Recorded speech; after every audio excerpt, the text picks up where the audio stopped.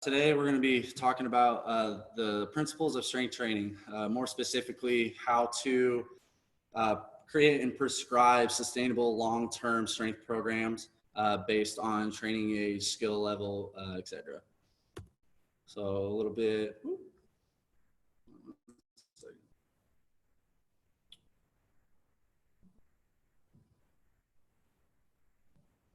Sweet. So a little bit about me, for those of you who don't know, my name is Steven. I graduated from McKendree University back in 2016. Worked with clients pretty much in all aspects of fitness, from personal training to group training. Worked at the college strength and conditioning level. Worked with youth to professional sports performance, as well as rehab. And then obviously my specialty here is strength sports and strength training. And then I'm also a competitive powerlifter, weightlifter, and jiu-jitsu player. So I like lifting all types of things in all types of ways. So a little bit about me. What we'll be going over today. So at first we'll review some of the scientific principles of strength training, just so we all have an understanding as to what these things mean and how they apply to strength. Pretty big key point is the assessment process. So how to assess clients and prescribe programs accordingly. Then getting into the nuts and bolts within program design with some avatars at the end to kind of put everything into perspective.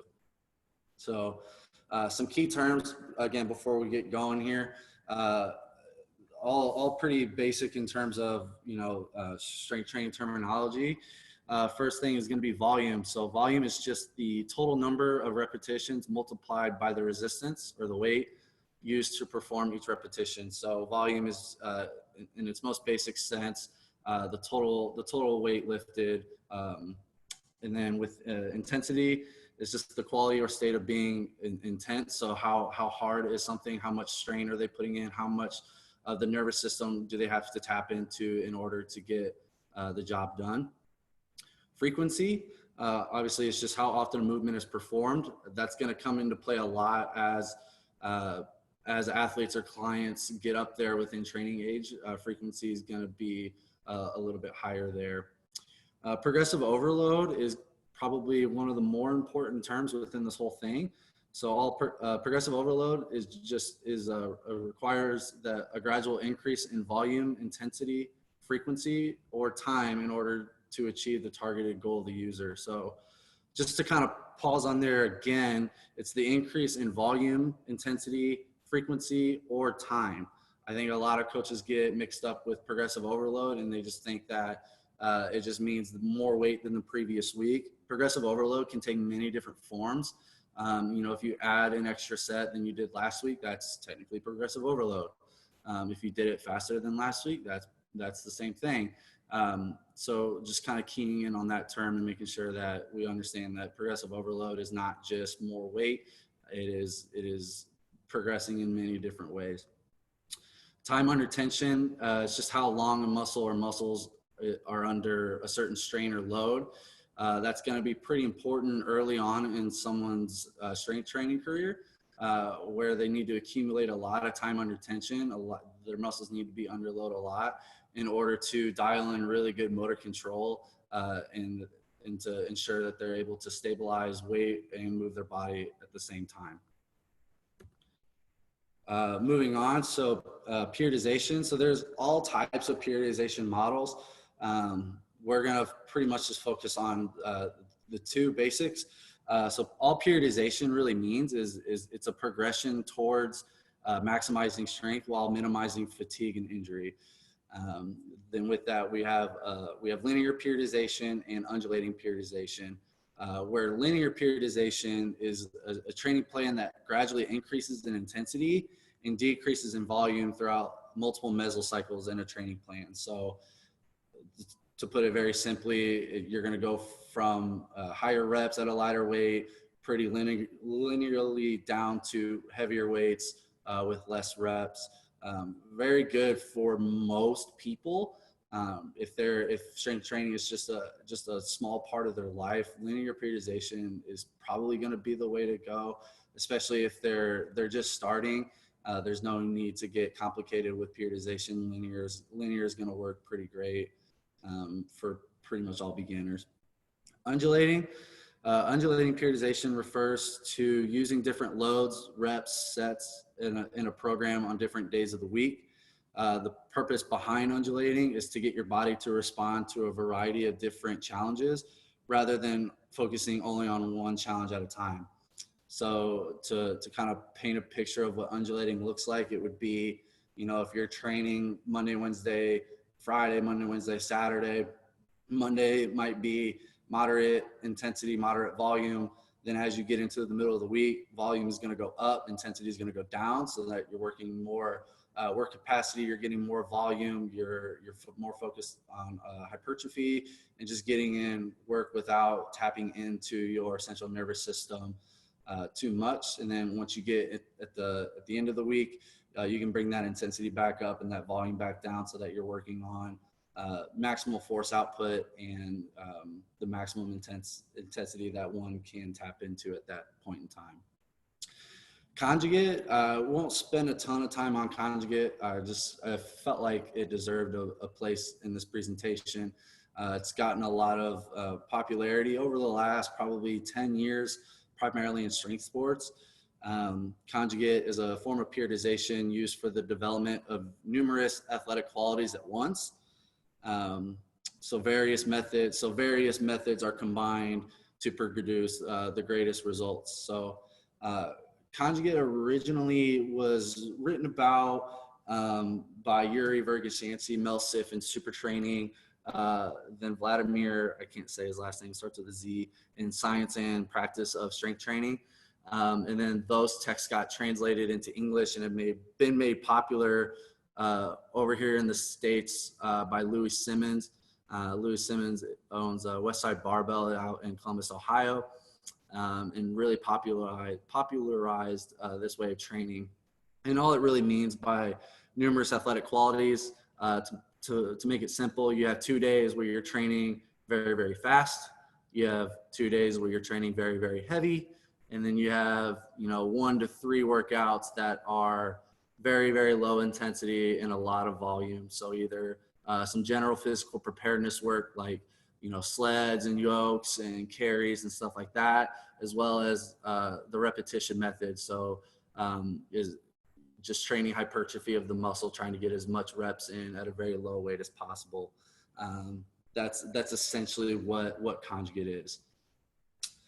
All right, so again, the assessment is gonna be the biggest thing that drives the prescription of any exercise program, any nutrition, any lifestyle program. Without a clear understanding of your client or of yourself, if you're programming for yourself, without a clear understanding, not just physically, but emotionally, mentally, socially, you're not gonna have the most accurate prescription that you can have. So the assessment process should be not just physical, but you should be assessing mental, emotional, and social things as well as understanding values and priorities.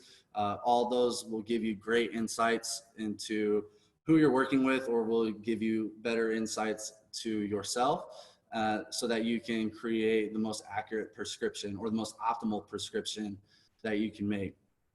So obviously we need to assess our clients' goals, right?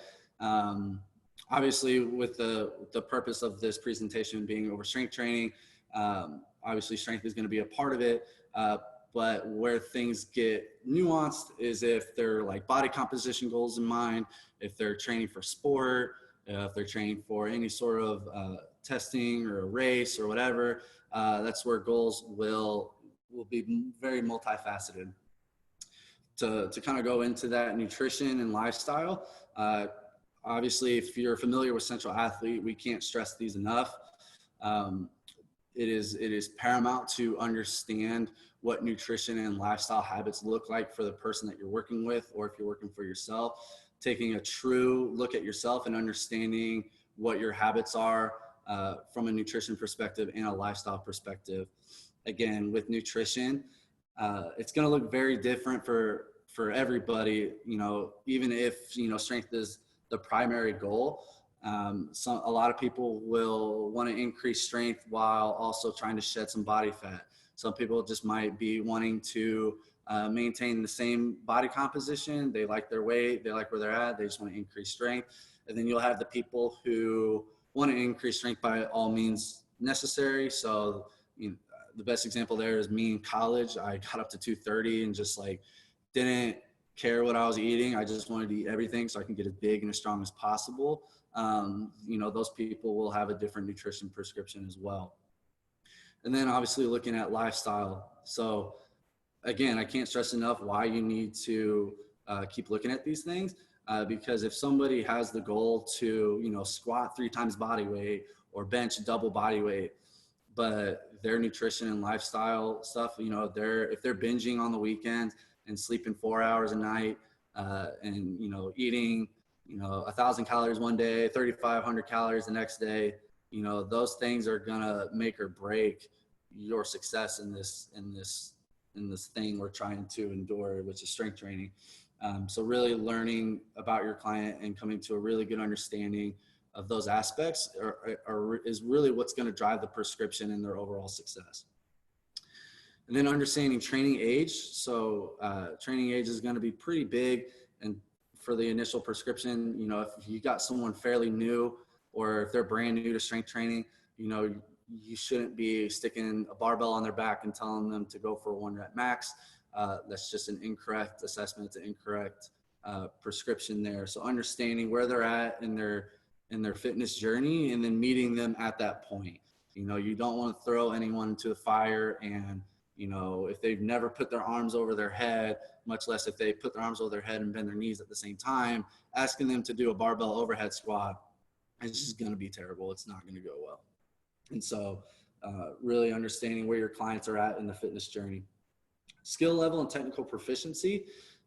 So before we kind of get into that, you know, now we're starting to get into the physical part of assessing somebody. So skill level and technical proficiency in the lifts. So when I mean the lifts, I'm talking the back squat, the bench press, the deadlift, the 3 basic strength training movements. Understanding where they're at in those basic movements. To go further into the assessment process, you obviously don't just want to see those movements, but you have to understand how they're built, how they move without any other sort of load or anything else. So every coach should have their own assessment process.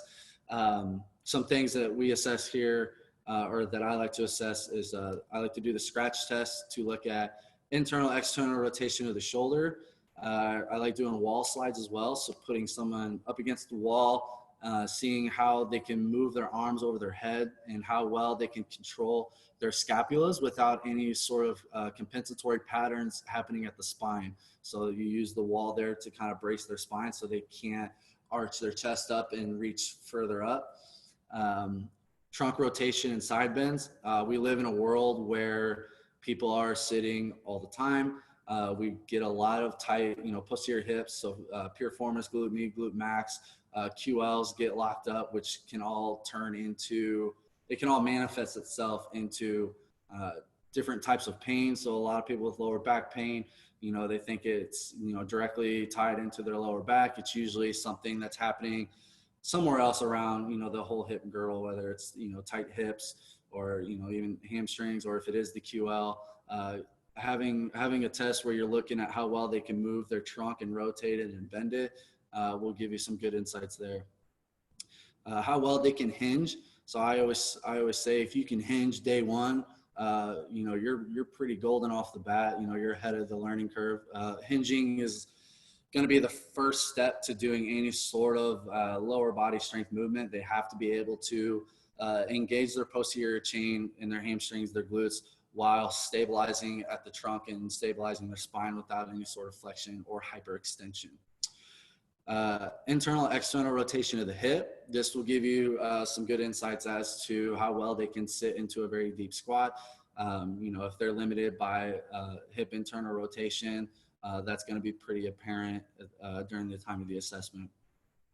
Ankle dorsiflexion is going to be a huge one. There's a strength coach, Chris Duffin, who always says that, you know, any faulty movement patterns is a result from poor ankles or it happens in the trunk. So it starts at the feet or it starts in the trunk. It's always going to be one of those two things. Ankle dorsiflexion should not be overlooked here. Straight leg raise to see how well they can engage their trunk and test the length of the hamstrings. I like going side planks and Sorensen holds for postural endurance. How well can they stabilize their trunk under fatigue?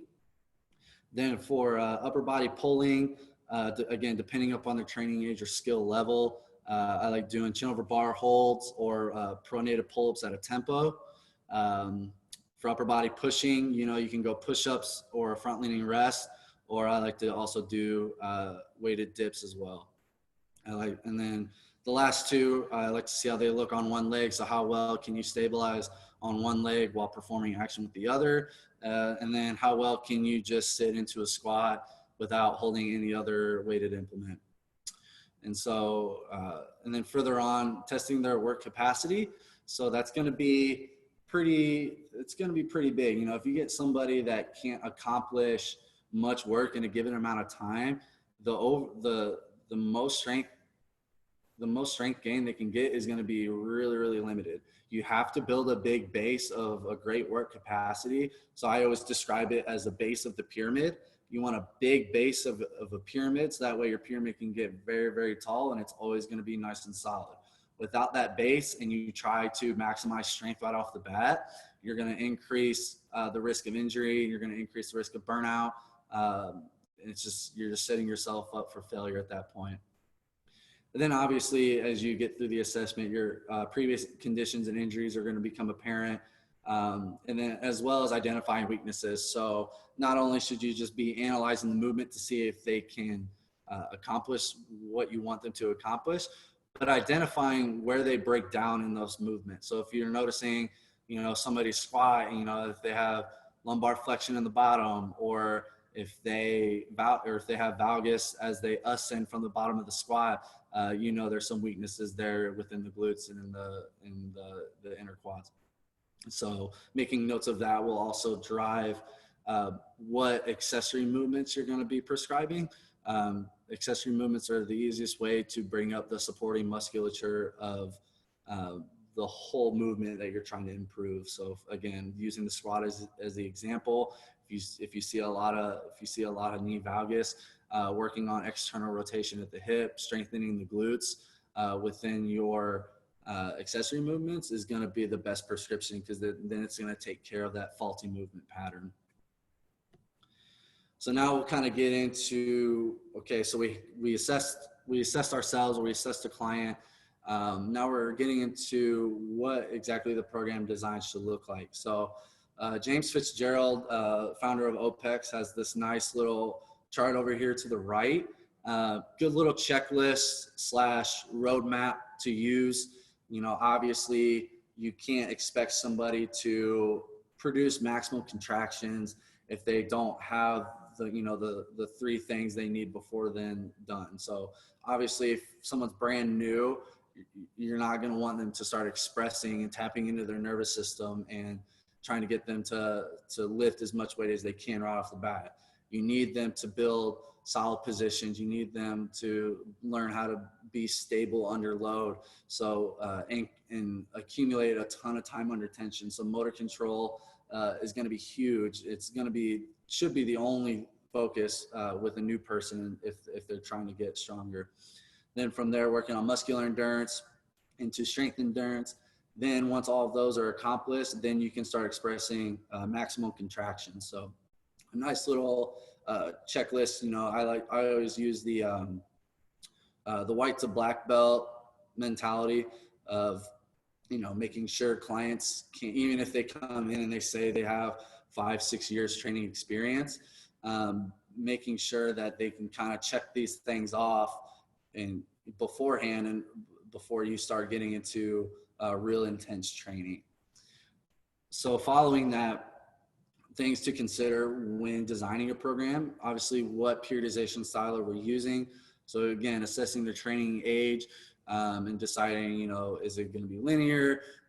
Is it going to be undulating, whatever, deciding what that roadmap looks like moving forward.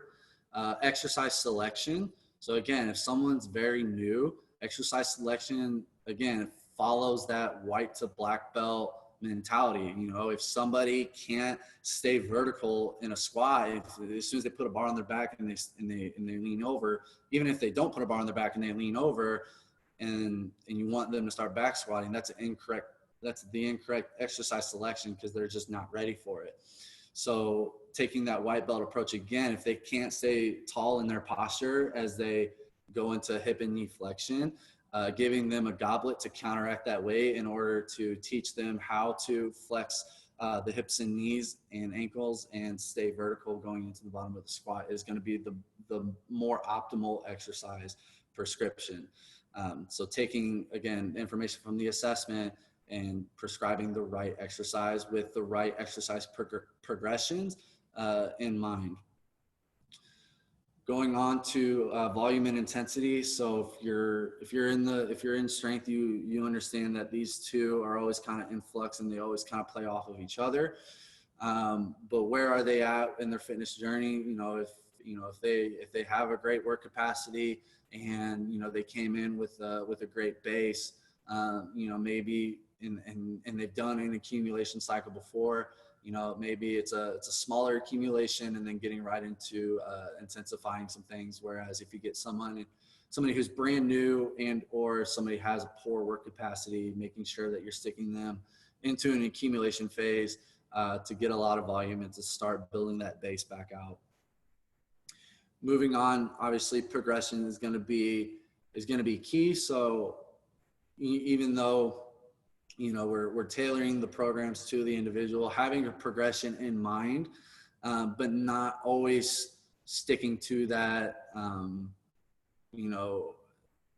all the time, because your clients are humans and this is life. And, things happen to where, maybe somebody isn't sleeping as well, or they're stressed at work or relationships or what have you. You need to be able to accommodate that for your client, so you're not adding more stress into their life. As human beings, we can all only handle so much stress. And so paying attention to and communicating and empathizing with your client or yourself, and understanding that the roadmap is there, but you don't always need to stick to it, if things are going crazy. So just having that progression model in mind, though, is going to be very important. Then the last 4 points here, getting into what's happening inside the actual workout session. So, are they going to go full body resistance, where they're training their full body every day? That's personally my favorite type. I think it is the most optimal way to train. I also use a lot of push-pulls. So having days where you're focusing on all pushing movements, and then days where you're focusing on all pulling movements. Great for, the intermediate athlete or client. Upper and lower splits are very common. So doing legs on one day, and then bench press on another, and then back on a day, having your upper and lower splits. And then obviously the last one is a body part split. So I'm not sure if there's much of this anymore, but that's like your chest and tries, your back and bis, working out certain body parts within a given session. So taking all that information from your assessment and kind of plugging it in with all of these factors of the program design. So from there, we'll now get into some avatars here. So we'll have 3 avatars. We'll kind of go through what the assessment found, what the program design should call for, and then getting into the actual program to put things into perspective here. So first one, avatar 1, my girl Nymeria. So Nymeria came in with 2 years of resistance training experience. We went through the assessment with the scratch test and all that good stuff. All those came out great. Since we're focusing on strength here, we're going to focus on the technical proficiencies of each lift. I give grades for every big rock exercise. So back squat, bench press, deadlift, they all receive grades. how it starts is pretty much everyone starts at an A plus, and then every fault that you see, you'll get deducted. You'll start at A plus, and you'll go to an A, an A minus, and so forth. And so the back squat is a C plus. So, maybe there was some butt wink at the bottom, maybe there was some loose T spine, maybe there was some valgus, maybe the ankles were collapsing, maybe the hips were shifting, what have you. The back squat's at a C plus. Bench press, she's been doing this 2 years. She understands how to retract and depress the scaps while pulling a barbell down, and then pressing it up, keeping her shoulders back. Those all look pretty great. Deadlift, relatively less complex than a bench press and a back squat, but making sure that they're able to hold their posture as they're pushing their feet into the floor. If they're doing a conventional deadlift, obviously the weight's going to be in front of their center of gravity. So really taking into consideration how well they can brace and maintain integrity within their trunk, and their T-spine is going to be the focus there. Looking at our work capacity. So the work capacity test that we like to use here is the 10-minute assault bike. Gives a great insight to not only work capacity, but how well somebody can actually pace on an assault bike, which can get into, different aerobic trainings or recovery sessions, where those will be a little more important. And then lastly, how well they can endure pain. The 10-minute assault bike test is not fun, but Nymeria did awesome with 130 calories and with no significant previous injuries. So relatively low training experience, pretty average technical proficiencies, pretty good work capacity, no solid injuries. And so how do we take this information and kind of plug it into a program design now? Again, with Nymeria being new, 3 times a week will be plenty. Again, taking the white belt approach, always starting small, and you can always build. So 3 times a week is always a good start to just make sure that she can handle being on a program where there's going to be a lot of tempos, a lot of time under tension, making sure that she's recovering well and that she's feeling herself adequately. 3 times a week will give you a great perspective into that.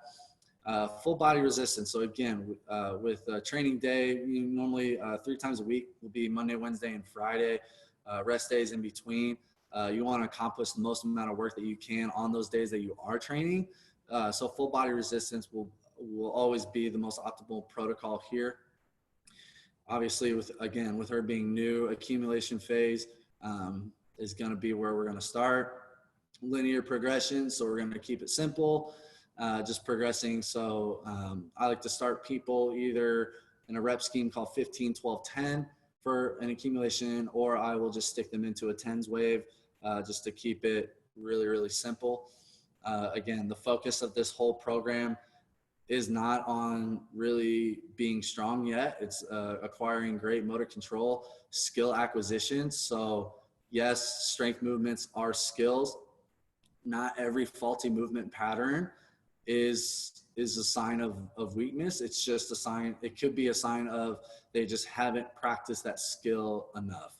Squatting down with great posture and great integrity of the spine and trunk is a skill and should be treated as such, especially with a newer person.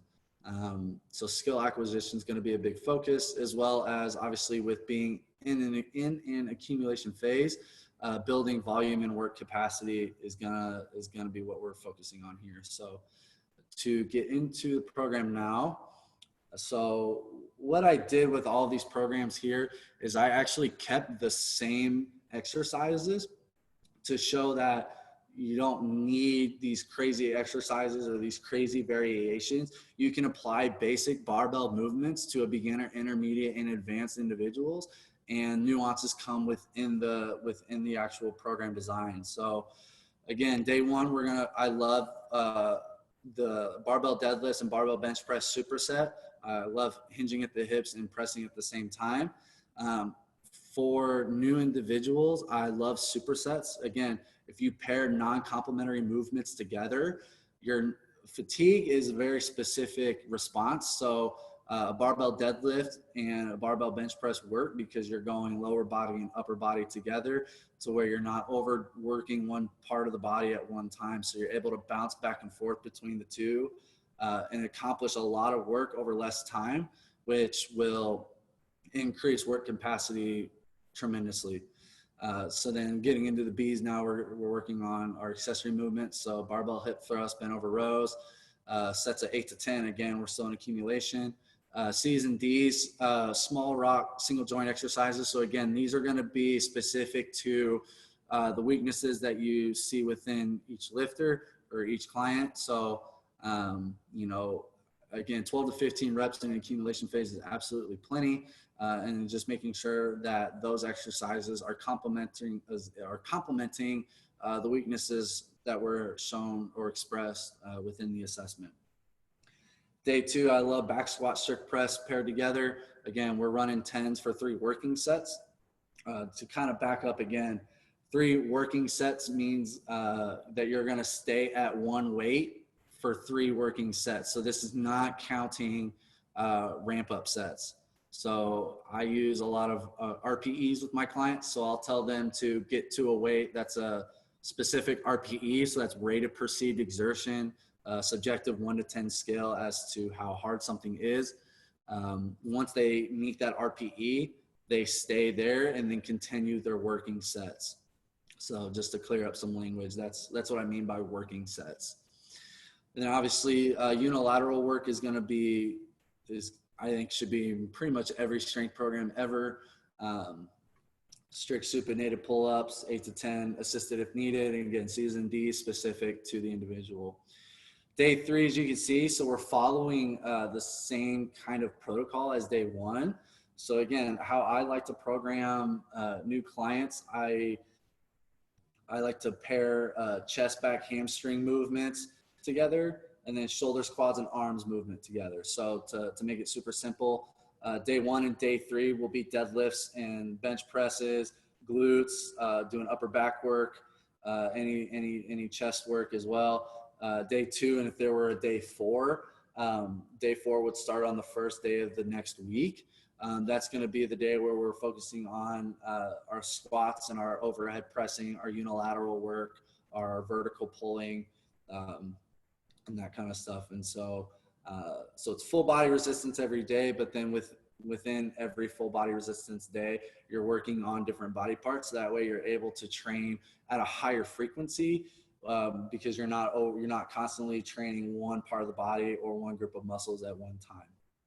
So that is the beginner avatar with Nymeria. So now we'll get into the second avatar, which is going to be our intermediate athlete. So avatar 2 is Jaharis. Jaharis came in with 5 years of resistance training experience. Great technical proficiencies in the back squat, bench press, deadlift. He's got some solid positions. He understands strength. Work capacity is pretty decent, 160 cals on the bike. Has some ankle sprains, but nothing too significant. Just making sure that there's adequate ankle dorsiflexion within the injured ankles. And if there is limited dorsiflexion, you can prescribe things where heels are elevated so that they're able to achieve great depth in say a squat without that ankle being the limiting factor there. But not too concerned with ankle sprains unless you're Jesse and you've had like 30. So going on, so Jaharis, so again, he's intermediate. So we're actually going to start with 4 times a week. Again, I love doing push-pulls for intermediates. It works great when you do go 4 times a week. He's got a pretty good base. So we're going to start it's going to go from accumulation, but we're kind of going into intensification. So you'll see that within the program, we're in a 5s wave. So it's moderate volume, but it can still be pretty intense. So a good way to kind of take someone who's got a good base and start intensifying things. We're going to use a linear progression with deload. So again, intermediate athletes can be pretty fun, honestly, because you can throw a lot of stuff at them just to kind of see how they adapt. So I like linear progression with deloads because it's going to naturally kind of undulate through the linear waves. So if you do, 3 weeks progressing linearly, and then that fourth week you kind of back off. That undulates the intensity a little bit. You might be able to keep a lot of that same volume, and then the next week you're going to kick it back up, and you're gonna ramp up weight and take reps off. So you're able to keep it linear, but then the deload kind of undulates and kind of gives them a good break if they are adapting to the stresses pretty well. So now our focuses are still going to be motor control. Again, you never want to assume anything with any sort of client. So making sure that, again, they're able to control their body within space. So Jaharis, so he has good technical proficiencies, but now it's just skill refinement. He knows how to squat, he knows how to brace, he knows how to do these things, but now it's just refining it and making little tweaks here and there to just optimize his movement and make him as efficient as possible. Strength adaptation, again, that kind of goes into the linear progression with deload. So you're kind of assessing how well they're adapting to different strength protocols. And then obviously, as they age, I guess, with their training, paying attention and modifying intensity, volume, and frequency, just depending upon how well they're adapting, how well they're recovering, etc. So again, getting into the avatars program now, again, intermediates for me are really, really fun. You can literally you can throw a lot of stuff at intermediate people just because they're firing so well. Their nervous system is figuring out all this new stuff. And you can really see a lot of really good growth in the intermediate stage here. So again, we're using a push-pull model. So day one are going to be all pushing movements. So we got back squat, bench press, superset, again, 5s for 3 working sets. So not counting ramp up sets. If this is like week 1 of a wave, again, we're going to stay at the same weight for all 3 working sets without backing off. Getting into the Bs, we actually have a second wave of pause back squats. I am a big fan of running multiple back squat waves. I think it can, again, accomplish a lot of good volume and is really, really good for skill refinement, especially whenever you go back squats. That might be a heavy 5 and then ramp up a second wave of pause back squats. You're going to get a lot of good motor control in there, and it's going to clean up any of the sloppy reps that you had during your heavy back squat wave on the first exercise. And then getting into strict press and small rock single joint exercises. We got 10 to 12 because again, it's not going to be as much volume as a true accumulation phase. Day 2, we're going to be working on pulling movements. So we got deadlifts, pull-ups, again, running 5s, hip thrust, chest supported rows, running 8s, C's and D's, again, 10 and 12 that are specific to the individual and their weaknesses to bring up the whole movement. Push, day 3 is another push day. So we're going to start working front squats. That being said, I don't prescribe a ton of front squats. I do think most people are going to be anteriorly dominant. So when you are assessing your clients, if they're already super quad dominant, say they came from a sport where it's soccer or it's wrestling, or not even wrestling, but soccer, even baseball, football, it's going to be really quad heavy. So just making sure that you're prescribing front squats accordingly and you're not feeding into that imbalance between, overly dominating quads and underutilizing hamstrings.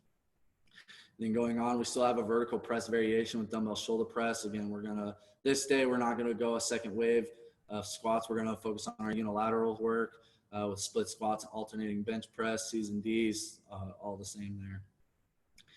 Day 4, another pull day. I love the trap bar deadlift, the conventional deadlift, or even a sumo deadlift with the weight out in front. It's going to be pretty taxing on the nervous system. So a trap bar aligns the weight with their center of gravity. So it's going to be a lot more on the quads. And it's just going to be a lot less on the nervous system. So it's a good way to build up a deadlift while giving their brain a little bit of a break there. Still got pull-ups running 5s. Still want some good hinging work. So we got barbell RDL on the same day that we're going to trap bar. Barbell row again. So since the trap bar is a little bit easier on the lower back, we're able to do barbell rows now and kind of put a little bit of stress on that lumbar, making sure that we're able to stabilize while we're doing our upper body pulling movement. So I like barbell row there a lot. Season these all the same, 10 to 12, specific to the individual. So our last client now is going to be our advanced athlete. So we got Sir Podrick. He's our third avatar. He comes in with 8 years of training experience. So he's been around the barbell. He knows what he's doing. Great technical proficiencies. Work capacity is outstanding. Got a shoulder labrum surgery 6 years ago. So not terribly concerned with the bench press in that, but being more mindful of how well they can go overhead or how not well they can go overhead, and making sure that the scapulas and the serratus and all the supporting musculature of the shoulder joint work and fire properly before those heavy upper body days. So Podrick, what does it look like for an advanced guy now? So now we have a lot higher frequencies. So he's going to go five days a week. Specific focus, meaning we're going to really focus on the big three. We're going to, in this example, we're going to go from an intensification phase into a pre-comp or a pre-test phase. So we're going to actually be running threes. So weights are getting up there. Volume is coming down. We're getting used to handling heavy loads for multiple repetitions. Undulating volume and intensity. If you are an advanced athlete, you should be undulating, period. In some way, shape, or form. You know, you can go weekly undulation. So like the example I said before, where Mondays more intense, Wednesdays less intense, but with higher volume. And then once you get into the end of the week, it's going to be more intense with a lot less volume. You can undulate that way. You can undulate waves. So how I run waves is I'll run a wave of fives, then I'll go to threes, then I'll go back to fours, then I'll go to twos. So that way each wave undulates in volume and intensity to just focus on different aspects at different times, because obviously you can't go linear forever, or the law of accommodation comes in and you're going to get actually detrained by doing that. You can also, I've been experimenting with biweekly undulating. So having 1 week where it's all higher volume, and then the next week is a lot less volume. And then the week after that, week 3, you're back to higher volume. Week 4, you're at less volume. But undulating is going to most likely be the way to go. Higher frequency, again, with the specific focus and with great skill proficiencies, that they're very efficient. Higher frequency is going to be needed in order to put more weight on the bar for those lifts. You know, as you get up there in training age, you can't do all the accessory work in the world. You have to do the specific tasks to get better at them. So again, our focuses are on strength adaptation, skill refinement, and then playing with intensity, volume, and frequency accordingly. So getting into the program here again, so since frequency is so high and they are advanced, the program is actually going to look pretty bare here. So in this 5-day-week program, if you're familiar with Central Athlete and you've heard about me talk about Squatimus Prime, this is the Squatimus Prime at its very core, and you know, it works very, very, very well with advanced athletes looking to increase their strengths in the back squat, deadlift, and bench press. So this has been the backbone of my own training for the last 5 years or so. So we're day one, again, we're working up to a back squat 3 rep max. So what is the best 3 rep that you can do that day? Then you're going to take 5% off of that top number, hit it for 3, then take 10% off of that number, hit it for 3 as your back offset. So again, if you get into a heavy 3, a lot of those reps can get gnarly, can get screwy, and those back offsets really dial those positions back in. And then we have optional pause sets after, again, just to keep adding volume and to keep cleaning up movements. But I usually leave those as optional. Then getting into the deadlift, it's the same thing. You're going to work up to a heavy 3 rep, minus 5%, minus 10% for 3 reps. If they're able to handle a lot of deadlift volume. I can speak from experience. Whenever I train this program to a T, you know, and I'm deadlifting multiple times a week, I have to really make sure that my deadlift volume doesn't exceed my capacity, because a lot of deadlift volume will just fry my lower back and in my legs for that second squat day. And then C's and D's, again, it's going to be much more specific to the individual, but three to 4 sets, 6 to 10 reps in this wave, keeping that volume down. Bench press, same thing, 3 rep, -5, -10. Then you'll have your upper body accessories. Day 3, so this is where you'll see the undulating intensity and volume within the week. So on back squat volume day, you're only going up to 90% of your Monday's 3 rep max. So no matter what, you should always be able to get to 90% without getting too much into your nervous system, and then you'll stay there for 3 working sets. So day 3 is notoriously very hard, just because it's just a ton of work. You're not tapping into that nervous system a ton. You're just doing work. Deadlift volume, same thing. You can actually, I like to substitute deadlifts with RDLs on day 3, just again to keep that intensity down a little bit.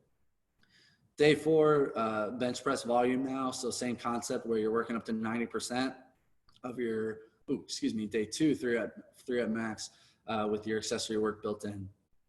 Day 5 is the best day ever. So this is our 3-2-1 day. So some people will say that, you know, training singles consistently can lead to injury, can lead to burnout.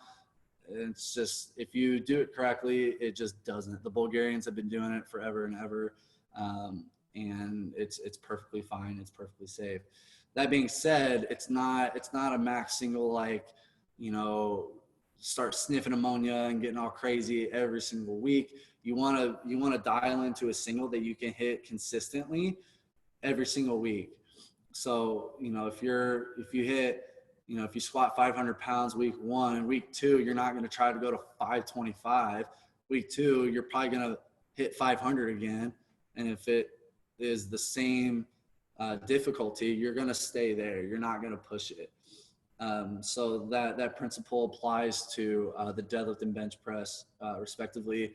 And then taking, again, after you hit a max single, taking 5% off for one single, 10% off for a single, again, just to clean up any sort of weird, faulty things that happen during those lifts. And so that's pretty much it. So again, a ton of information. We want to focus, again, if we're working with clients or we're thinking about ourselves, always meeting the client where they're at. So the assessment process is still going to be absolutely paramount. Making sure that you're dialed into and understand your client, not just from a physical standpoint, but you understand their emotional well-being, their mental well-being, and then prescribing, basic, sustainable, long-term strength programs accordingly. So I'll open it up for any questions. So if you all have any questions for me, feel free to.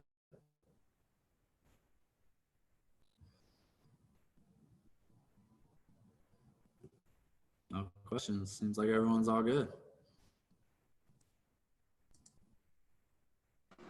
Sweet. All right, y'all. So thanks again for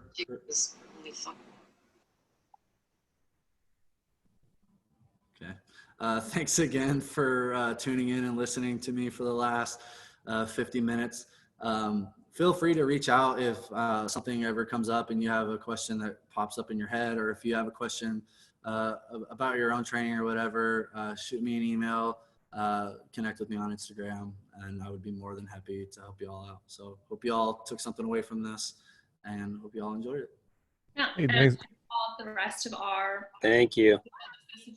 Well, we got one. End of today, actually, probably within the next hour or so, I'll have this up. So I'll have the slides as well as the presentation on our website.